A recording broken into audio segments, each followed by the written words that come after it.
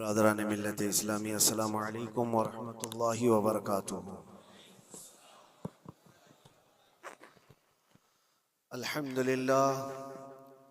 अल्हम्दुलिल्लाहि व कफ़ा व सलामुन अला हबीबिहिल मुस्तफ़ा अम्मा बअद फ़अऊज़ु बिल्लाहि मिनश शैतानिर रजीम बिस्मिल्लाहिर रहमानिर रहीम लन यनालल्लाह लुहूमुहा वला दिमाउहा वलाकिन यनालुहु तक़वा मिनकुम सदक़ल्लाहु मौलाना अज़ीम। बारगाह रिसालत मुआब सल्लल्लाहु अलैहि वसल्लम में दुरूद पाक का हदिया पेश करें। अल्लाहुम्मा सल्लि अला सय्यिदिना व मौलाना मुहम्मदिन मअदनिल जूदि वल करम व आलिहि व अस्हाबिहिल किराम व इब्निहिल करीम व बारिक व सल्लिम सलातन दाइमतन सरमदन अबदा। मुसलमानों के लिए अल्लाह अज़्ज़ा व जल की तरफ से दो ईदें दी गई हैं। एक रमज़ानुल मुबारका के रोज़े मुकम्मल होने के बाद और दूसरे ज़िलहिज्जा की 10वीं को अशरे ज़िलहिज्जा, जिसको हम ईदुल अज़हा कहते हैं और उर्दू में बकरा ईद, ईद कुर्बान के नाम से जानते हैं। ये दो ईदें अल्लाह तबारक व तआला की तरफ से मुसलमानों को दी गई हैं। इन ईदों के दिनों में रोज़ा रखना भी जायज़ नहीं है, खुशियों के दिन। और ये जो अय्याम चल रहे हैं पहली ज़िलहिज्जा से लेकर 10वीं ज़िलहिज्जा तक, इसका जिक्र तो अल्लाह ताला ने कुरान में यूं फरमाया, वल फज्रि व लयालिन अश्र, फजर की कसम और 10 रातों की कसम। और वो 10 रातें कौन सी हैं? पहली ज़िलहिज्जा से लेकर 10वीं ज़िलहिज्जा तक की रात, ये 10 रातें इतनी अजमत वाली हैं कि अल्लाह खुद इनकी कसम फरमा रहा है, अल्लाह इनकी कसम याद फरमा रहा है। और इन अय्याम में जो आमाल किए जाते हैं अल्लाह की बारगाह में मकबूल होते हैं। ये हुर्मत वाले महीनों में से एक महीना है। ज़माने जाहिलियत में भी इन महीनों में जंग व जिदाल नहीं किया जाता था। कोई भी जंग चल भी रही हो तो ये महीने आते तो जंग रोक दी जाती थी, क्योंकि ये हुर्मत वाले महीने। तो ज़िलहिज्जा के महीने में हम और आप अभी अपनी जिंदगी की सांसें ले रहे हैं, लेकिन कुर्बानी के मुताल्लिक जैसे कि लोगों के दिलो दिमाग में एक कॉन्सेप्ट और फिर फैलाया हुआ एक कॉन्सेप्ट और इस्लामी कॉन्सेप्ट, तीनों में क्या चीजों का फर्क है। इस्लाम कौन सी कुर्बानी चाहता है, लोगों ने क्या प्रोपेगेंडा फैलाया है और अवाम के जहन में क्या बैठा हुआ है, तीनों को हम थोड़ा सरसरी नजर से देखते हैं। सबसे पहली चीज तो ये है, इस्लाम जिस कुर्बानी की बात कर रहा है, कुरान में अल्लाह फरमाता है, लन यनालल्लाह लुहूमुहा वला दिमाउहा, न तुम्हारा गोश्त न तुम्हारा बहाया हुआ खून अल्लाह तक पहुंचता है, वलाकिन यनालुहु तक़वा मिनकुम, बल्कि उसके पीछे जो तुम्हारा तक़वा है वो अल्लाह तक पहुंचता है। तुम्हारी नीयत देखी जा रही है, तुम्हारा इखलास देखा जा रहा है। इसीलिए कहा गया कोई गोश्त खाने की नीयत से कुर्बानी करता है तो उसकी कुर्बानी होगी ही नहीं। गोश्त की नीयत से अगर किसी ने कुर्बानी किया उसकी कुर्बानी नहीं।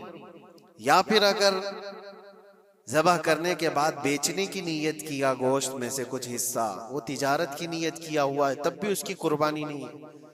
कुर्बानी सिर्फ वो है जो खालिस अल्लाह की रजा के लिए करे, जो अल्लाह ताला ने हुक्म फरमाया मुझे और अल्लाह करीम के हुक्म पर अमल पैरा होते हुए मैं कुर्बानी कर रहा हूँ, ये इस नीयत के साथ जिसने कुर्बानी किया उसकी कुर्बानी कबूल है।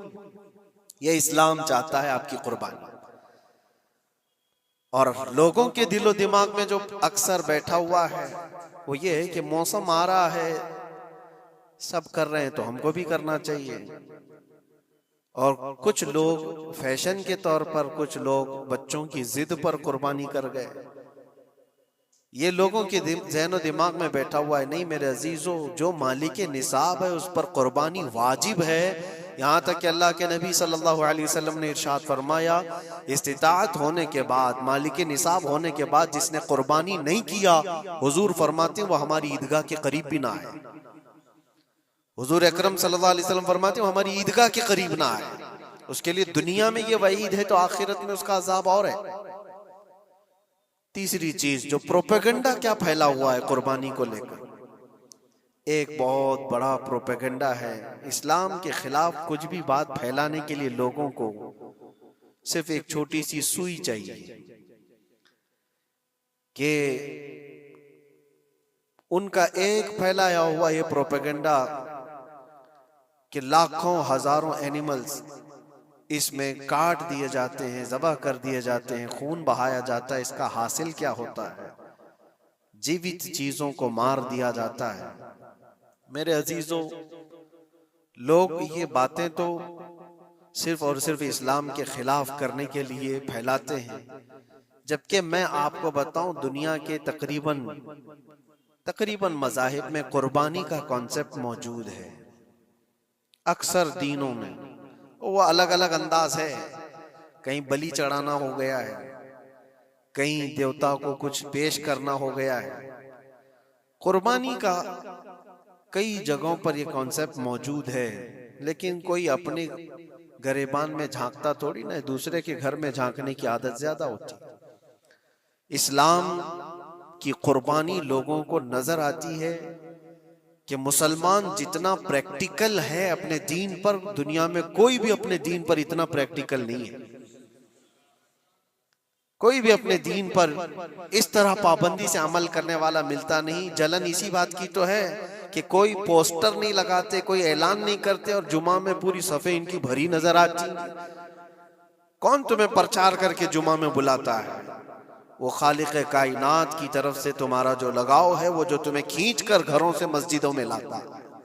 फितनों का दौर है, उसके बावजूद जुमा में कोई भी मस्जिद ऐसी नहीं होगी जो खाली पड़ी हुई। मुसलमान आज के दौर में भी अपने दीन पर अमल पैरा है और ये तकलीफ का सबब बन जाता है दूसरों के लिए।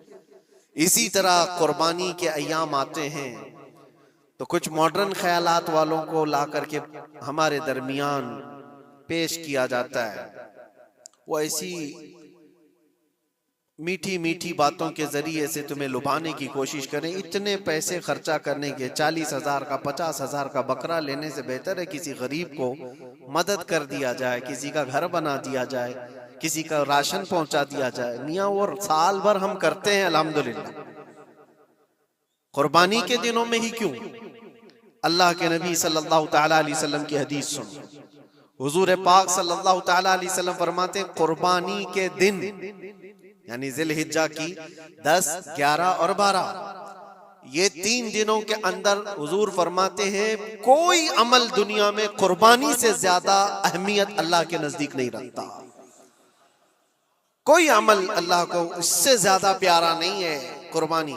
और एक बात मैं आपको बताऊं, लोग हमें जालिम की शक्ल में पेश करते हैं कि काट देते हैं, ज़बह कर देते हैं। हम अपनी मर्जी से अगर काटें, अपनी ख्वाहिश के लिए काटें तो हराम है, और जिसने खुद जान डाला है उसके हुक्म पर काटे तो ये हराम नहीं है, ये उसके हुक्म की फरमाबरदारी है। एक बात याद रखो, जानवर तो ये बकरा हो, भैंस हो, ऊंट हो, जिनकी कुर्बानियां होती हैं ये अलग। जो मछली खाते हैं उसमें भी अगर कोई इंटरटेनमेंट के लिए शिकार करता है कि अपनी तफरीह कल्ब के लिए, तो उस मछली का शिकार करना भी हराम है। हाँ, खाने की नीयत है, तिजारत की नीयत है, तो मकसद के तहत अगर मछली पकड़ रहा है तो उसके लिए जायज है।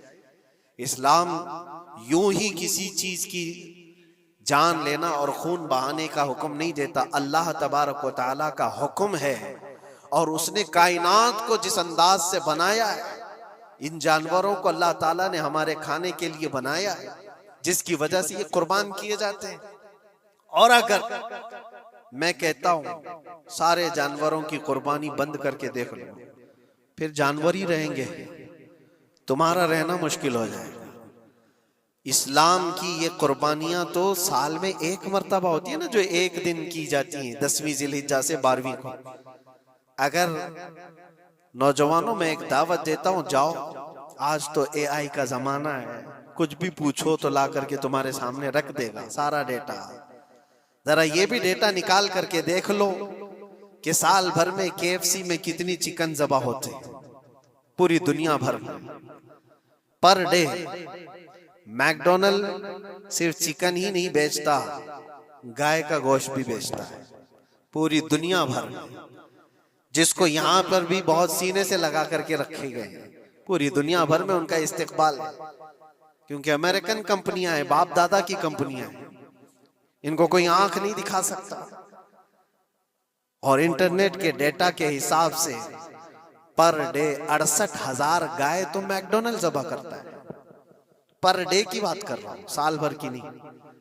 साल भर इनका डेटा बहुत ज्यादा है, मिलियंस में है, और 1 बिलियन से ज्यादा चिकन वहां पर भी कुर्बान होती हैं जो फ्राइड चिकन खाते हैं। ये तो एक कंपनी की बात कर रहा हूं, ऐसी बहुत सारी कंपनियां हैं। तो कभी किसी ने ये एतराज किया कि ये कंपनियां इतने जानवरों को ज़बह करती? नहीं, बकरीद के दिन सबके सींग नजर आते हैं, जानवरों की मोहब्बत उमड़ उमड़ करके आती है। साल भर जो कुर्बान हो रहे हैं, कभी किसी ने ऑब्जेक्शन नहीं किया कि ये सारे आउटलेट्स बंद क्यों नहीं कर दिए जाते, ये सारी दुकानें क्यों नहीं बंद कर दी जाती जो साल भर ज़बह कर रहे हैं। हाँ, हो सकता है मैकडोनल्ड यहाँ नहीं ज़बह करता गाय को, क्योंकि यहाँ पता है हालात सही नहीं है, लेकिन दूसरी जगह पर जाकर देखें, सब जगह पर बीफ आसानी से उनके यहाँ मिलता है। मैं ये बातें सिर्फ और सिर्फ ये इसलिए कह रहा हूं, फैलाया हुआ प्रोपेगेंडा क्या है, जानवरों से मोहब्बत ये सिखाएंगे हमें। अल्लाह के नबी सल्लल्लाहु तआला अलैहि वसल्लम फरमाते हैं, बनी इसराइल की एक खातून को मैंने जहन्नम में देखा। किस बुनियाद पर? फरमाते हैं वो इबादत गुजार थी, जाहिदा थी, परहेजगार थी, लेकिन एक बिल्ली पाली हुई थी, और उसने कभी इबादत करनी होती तो 2-2 दिन 3-3 दिन तक अपने कमरे में गोशा नशीन हो जाती थी अकेली। और उसने अपनी बिल्ली को एक जगह पर गले से रस्सी लगाकर बांध दी, और 3 दिन तक वो अपनी इबादत में रही, मसरूफ रही। और 3 दिन के बाद उसे ख्याल आया तो जाकर देखी बिल्ली मर चुकी थी। हदीस पाक में, सही हदीस है, अल्लाह के नबी सल्लल्लाहु अलैहि वसल्लम फरमाते हैं, सिर्फ इस बुनियाद पर अल्लाह तबारक व तआला वो इबादत करने वाली औरत को जहन्नम में भेज दिया। जो मेरी मखलूक पर रहम नहीं करता वो रहम के काबिल नहीं है। ये सिखाएंगे हमें जानवरों पर रहम करना। हम जिस जानवर को ज़बह करते हैं वो अल्लाह के हुक्म से करते हैं, उसके अलावा किसी भी जानवर को जुल्म करना, अल्लाह के नबी सल्लल्लाहु तआला अलैहि वसल्लम की हदीसों में से ये है कि जानवर पर जुल्म करना जिम्मी पर जुल्म करने से बड़ा है। और जिम्मी क्या है? जिम्मी वो जो मुसलमानों के मुल्क में अमन के साथ रहने के लिए रिक्वेस्ट किया हुआ हो और इस्लामी हुकूमत उसे अमन दी हुई हो। और अल्लाह के नबी सल्लल्लाहु अलैहि वसल्लम फरमाते हैं, मुसलमान पर जुल्म करने से ज्यादा बड़ा जुल्म जिम्मी पर जुल्म करना है, और उससे बड़ा जुल्म जानवर पर जुल्म करना है। ये मेरे आका के फरमान है। नबी अकरम सल्लल्लाहु अलैहि वसल्लम ने फरमाया वो रहमतुल लिल आलमीन है। और एक बड़ी बात मैं आपको बताऊं, जो ये फैलाया जाता है कि जानवरों पर जुल्म जुल्म, सैयदना इमाम गजाली रहमतुल्लाह तआला अलैह की एक बात मैं पढ़ रहा था, हुज्जतुल इस्लाम, जिनकी किताबें पढ़ करके लोग अल्लाह के वली बन गए। इमाम गजाली का नाम सुना है? इतनी किताबें उन्होंने लिखा, तसव्वुफ के इमाम हैं, इल्म कलाम के इमाम हैं, मंतिक के इमाम हैं, फिक़ह और तसव्वुफ के इमाम हैं, बेशुमार उलूम व फनून के दरिया बहाए हैं। उस हुज्जतुल इस्लाम इमाम गजाली रहमतुल्लाह अलैह के इंतकाल के बाद उनके भाई ने उनको ख्वाब में देखा और पूछा, आपके साथ अल्लाह ने क्या मामला फरमाया? इमाम गजाली फरमाते, अल्लाह ने मुझे बख्श दिया, मेरी लिखी हुई किताबें, मेरी इबादतें, हजारों को जो मैंने पढ़ाया वो शागिर्द, ये सारी चीजों की वजह से नहीं, बस एक काम की वजह से। पूछा वो कौन सा काम? कहा एक बार मैं किताब लिख रहा था और सियाही में कलम डुबो करके लिखा जाता था, और सियाही जो बनती थी वो फलों के रस से निकाल करके, और लकड़ी का कलम उसमें डुबो करके लिखा जाता था। तो मैं लिख रहा था कि एक मक्खी आकर सियाही पर बैठ गई। मैं अपना कलम रोक लिया कि हो सकता है वो प्यासी हो, पी कर चली जाए। काफी देर तक वो मक्खी उस सियाही पर बैठी रही, और पी करके जब वो उड़ गई तो फिर मैं अपना कलम चलाता रहा। ये बात तो जिंदगी में आई और गई, मैंने तो इसको छोटा समझा था, लेकिन मेरी मौत के बाद रब तबारक व तआला ने मुझे उठाकर फरमाया, जिसने मेरी छोटी मखलूक पर रहम किया, बस इस नेकी की बुनियाद पर मैं तुझे जन्नत अता करता हूं। एक जानवर पर रहम करने की बुनियाद पर, एक जानवर पर रहम करने की बुनियाद पर। और हदीस पाक में, सही हदीस पाक में ये भी है, एक तवाइफ थी जिसने मरते हुए कुत्ते को बचाया था पानी पिलाकर, और उस बुनियाद पर उसकी बख्शिश हो गई। तवाइफ थी और रहम किया जानवर पर तो उसकी बख्शिश हो गई। मैं इस्लाम की वो चीजें तुम्हें बता रहा हूं जो दुनिया तुम्हारे सामने ये चीजें लाने से आजीज है और कासिर है। यहां तक कि अल्लाह के नबी सल्लल्लाहु तआला अलैहि वसल्लम ने फरमाया, जानवर पर अगर तुमने जुल्म किया है तो जिस तरह से जुल्म करोगे क़यामत के दिन ये अपने सींगों के साथ, अपने खुरों के साथ उठेगा और उसी तरह से उसका बदला भी दिलाया जाएगा। वो तुम्हें मारेगा क़यामत के दिन और बदला लेगा। ये भी हदीस पाक में। जानवर पर हमें उसके चेहरे पर मारने का हुक्म नहीं है, उसको उसकी ताकत से ज्यादा बोझ डालने का हुक्म नहीं है। अल्लाह के नबी सल्लल्लाहु तआला अलैहि वसल्लम के पास एक सहाबी आए, ऊंट पालते थे। कहा एक ऊंट बहुत सरकश हो गया है, और जब ऊंट सरकश हो जाता है ना, किसी की खोपड़ी खींच लेता है। हाँ, वो उसी वक्त सर को पकड़ लिया तो आदमी वहीं खत्म हो जाए। वो किसी के काबू में नहीं आ रहा था, हुजूर के पास आए।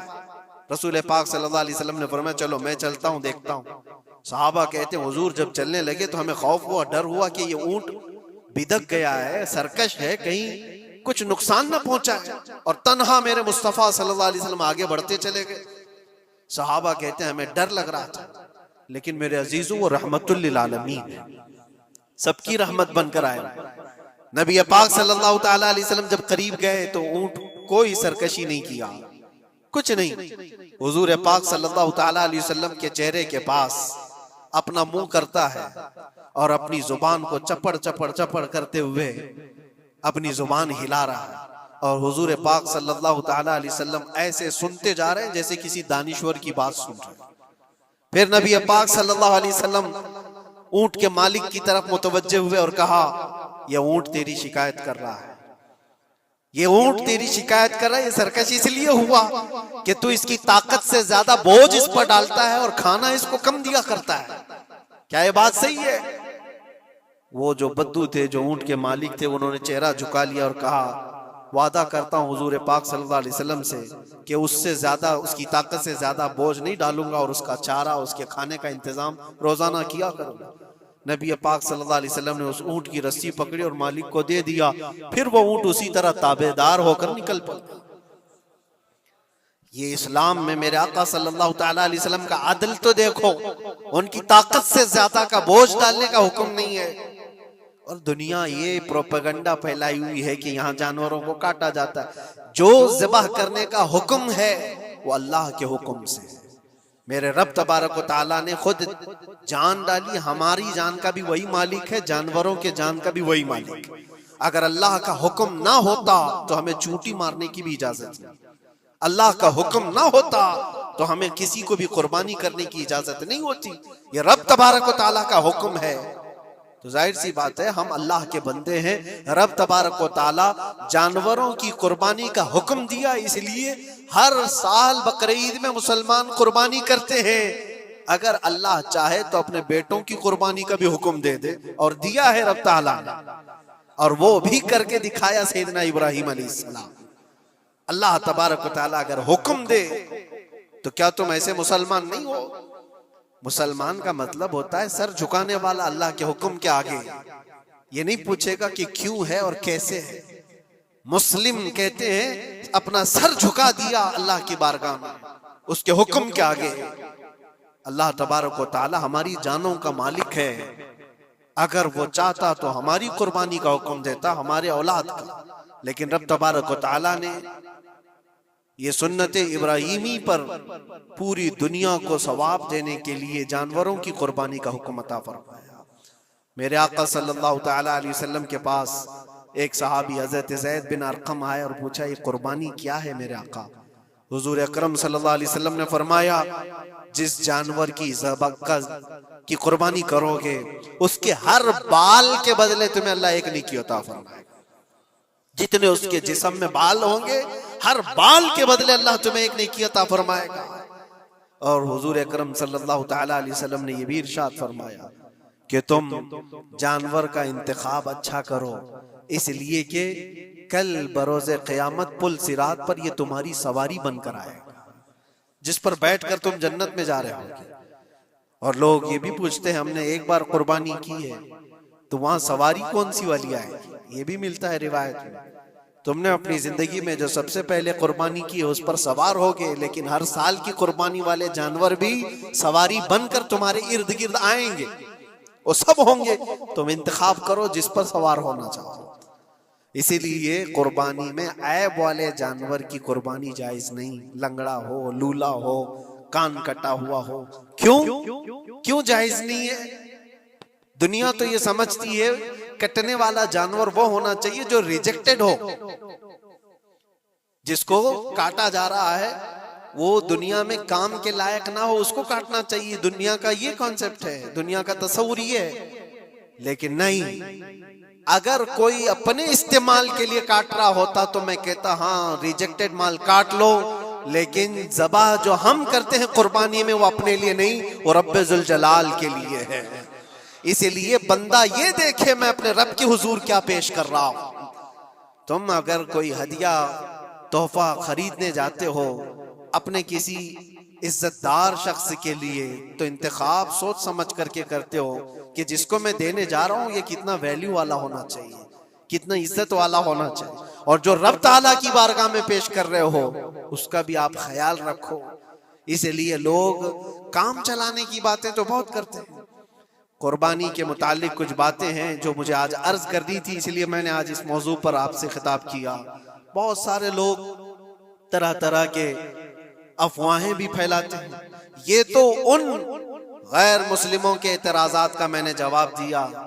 दुनिया भर में हमारे ऊपर इल्जाम कि ये लाखों जानवरों को ऐसी ज़बा कर देते, काट देते हैं।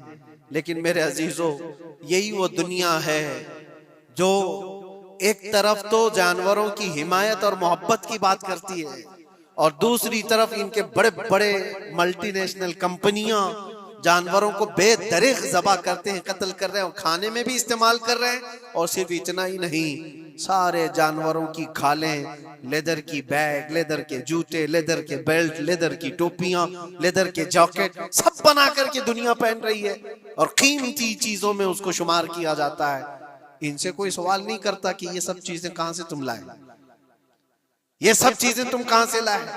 क्या बगैर किसी जानवर के ज़बा किए हुए उसकी खाल का इस्तेमाल करते हो?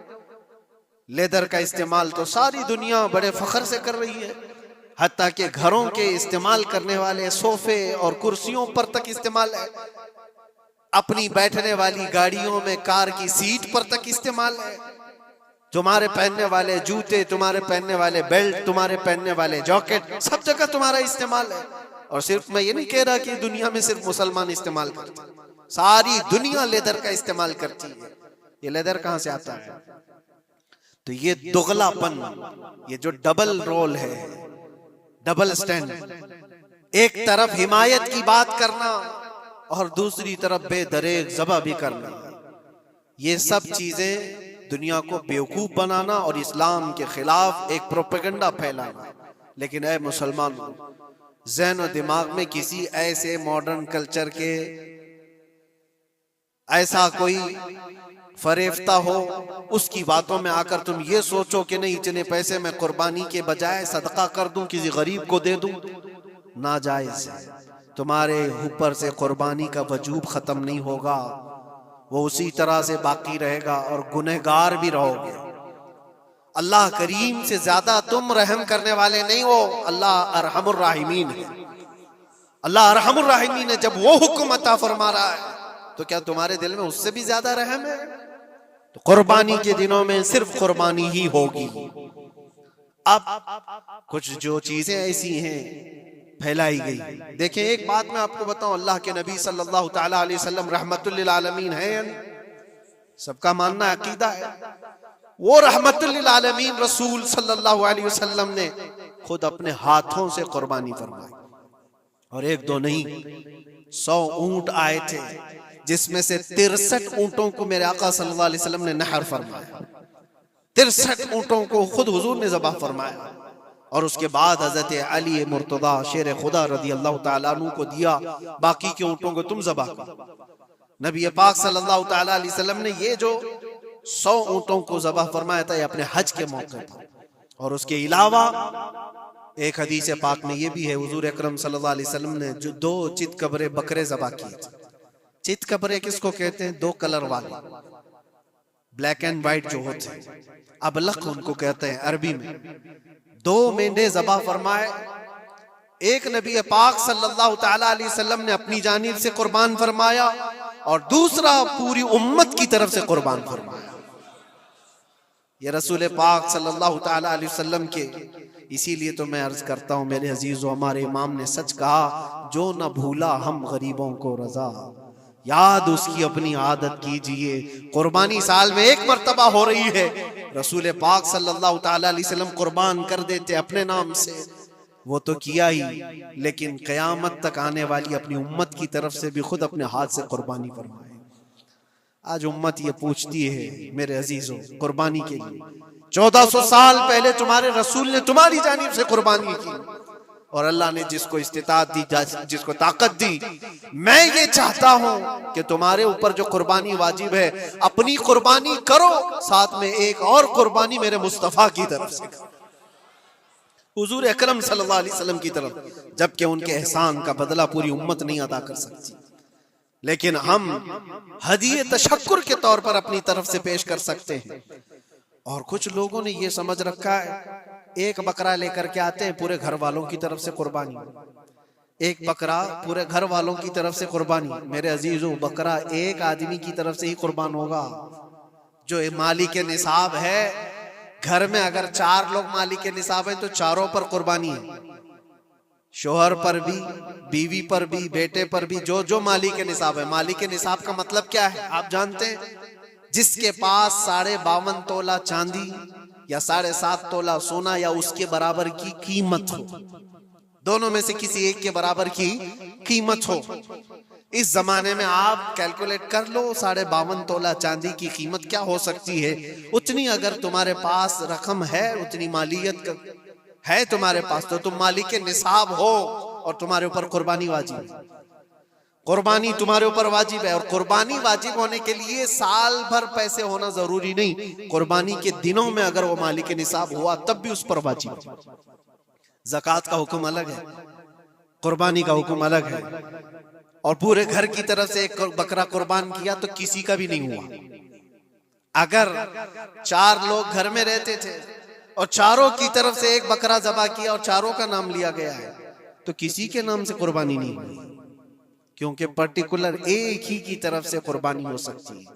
हाँ, बड़े जानवर में 7 हिस्से हो सकते हैं, वो ऊंट हुआ या बैल भैंस, ये जो बड़े जानवर हैं इन जानवरों में 7 हिस्से हो सकते हैं और उनमें शरीक होना जायज है। लेकिन 7 लोग जो शरीक हो रहे हैं उनके लिए भी शर्त है, कोई एक बंदा भी उसमें गलत अकीदे वाला भी ना हो और गोश्त की नीयत से शरीक ना हुआ हो, बल्कि सब कुर्बानी की नीयत से आए हो तो सबकी कुर्बानी होगी।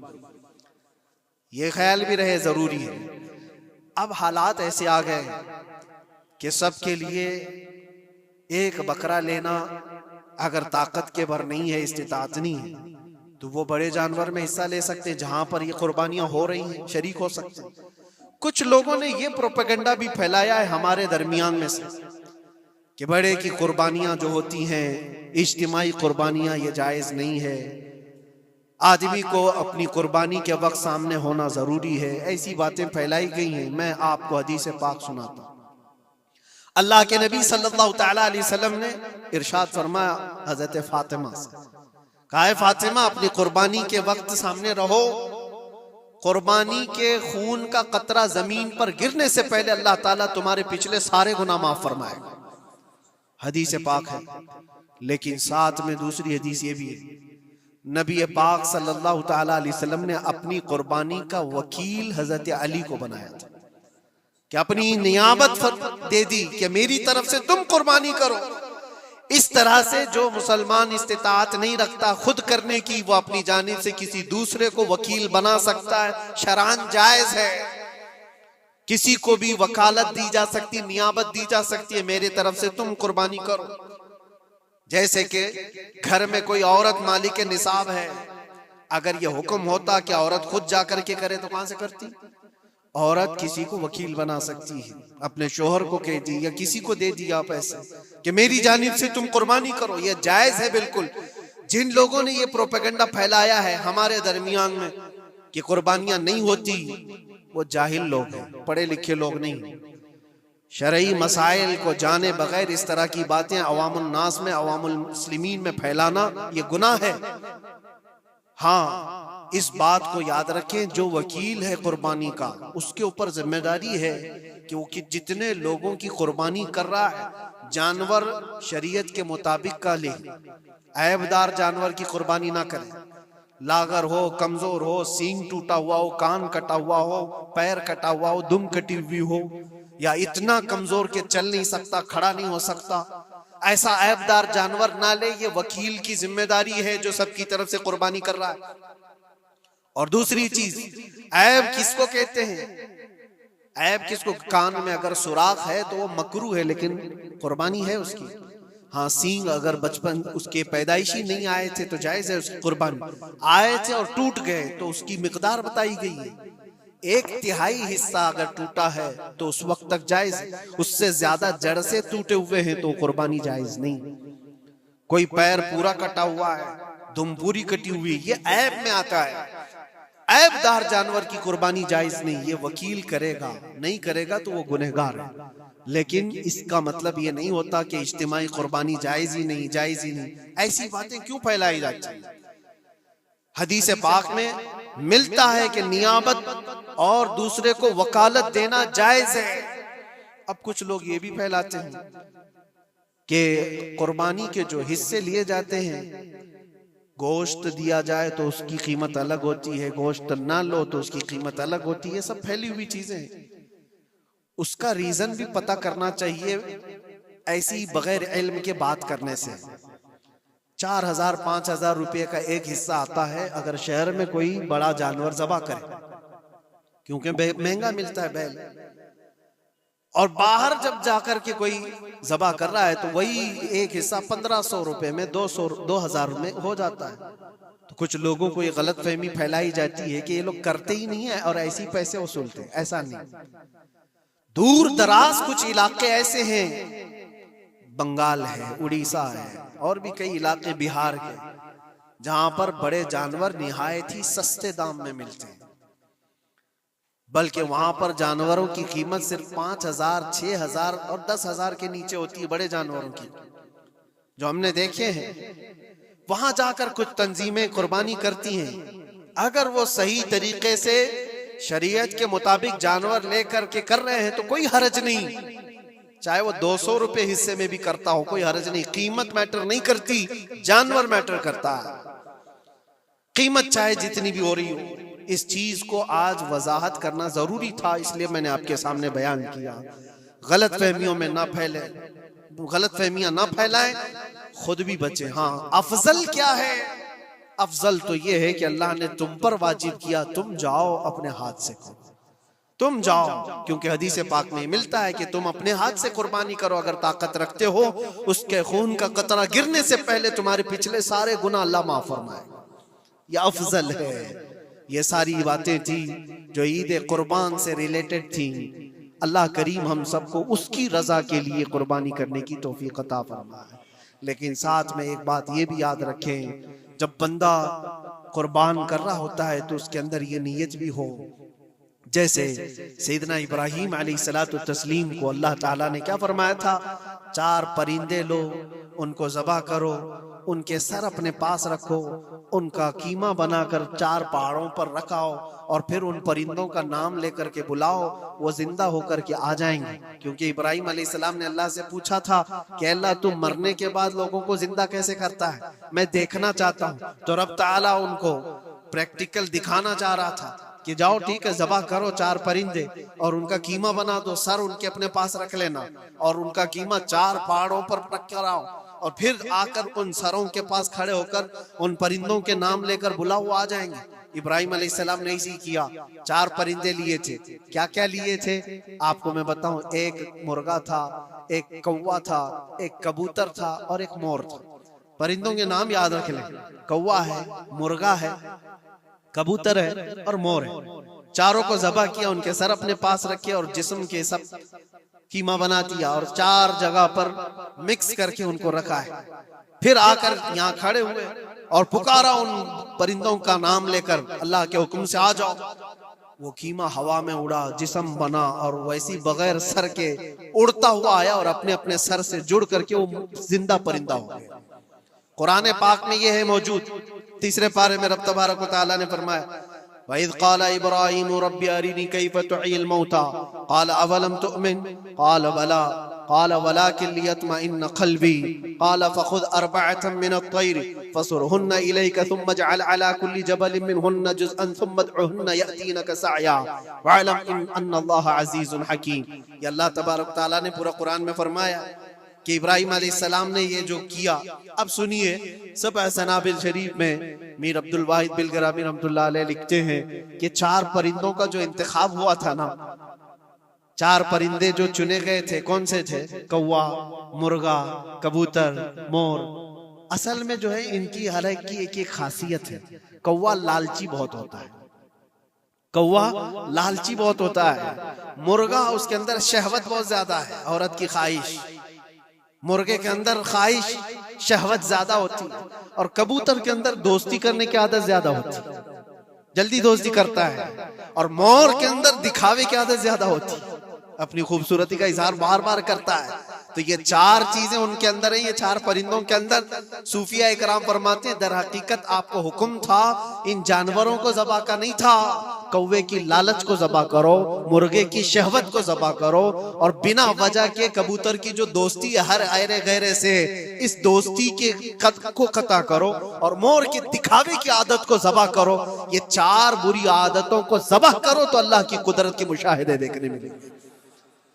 दर हकीकत वहां पर सूफिया इकराम में फरमाते हैं, और यही बात है कि शैतान को जब कंकरियां मारने के लिए हुज्जात जाते हैं, वो तो एक पिल्लर है जिसको कंकरियां मारते हैं। वहां एक पिल्लर है, उस पिल्लर को कंकरियां मार करके आते हैं। लेकिन मेरे अजीजों, तसव्वुर ये होनी चाहिए, जिंदगी भर जो शैतान मुझे बहकाता है, मैं उसको कंकरियां मार रहा हूं। अगर तुम्हारी नीयत साले हुई और कंकरी लग गई तो यकीनन जिंदगी भर शैतान की शरारतों से महफूज हो जाओ। तुमने अपने शैतान को जख्मी कर दिया, इसीलिए जिसका हज कबूल हो जाता है उसकी कंकरी वहां से उठा ली जाती है। वरना तो 40 लाख लोग 70-70 कंकरियां मार करके आए तो पहाड़ बन जाना चाहिए, लेकिन कोई पहाड़ नहीं होता वहां कंकरियों का। जाकर देखे, ना ही उसको उठाया जा रहा है। लेकिन हदीस पाक में जिस हाजी का हज कबूल होता है उसकी कंकरियां उठा ली जाती है। वो शैतान को लग चुकी है, तो नीयत का दारो मदार है। इसीलिए सबसे पहले मैंने आयत यही पढ़ी, रब ताला फरमाता लन यनालल्लाह लुहुमुहा वला दिमाउहा वलाकिन यनालुहु तक़वा मिनकुम। हरगिज हरगिज तुम्हारा गोश्त, तुम्हारा बहाया खून अल्लाह तक नहीं पहुंचता, बल्कि इसके पीछे जो तुम्हारी खालिस नीयत है, जो तक़वा है, वो अल्लाह तक पहुंचता है। कुर्बानियों में ये नियत करो कि रब तबारक व तआला, मैं अपनी सारी ख्वाहिशात को ज़बह कर रहा हूँ, मौला मुझे बुरी ख्वाहिशात से जिंदगी भर महफूज फरमा दे।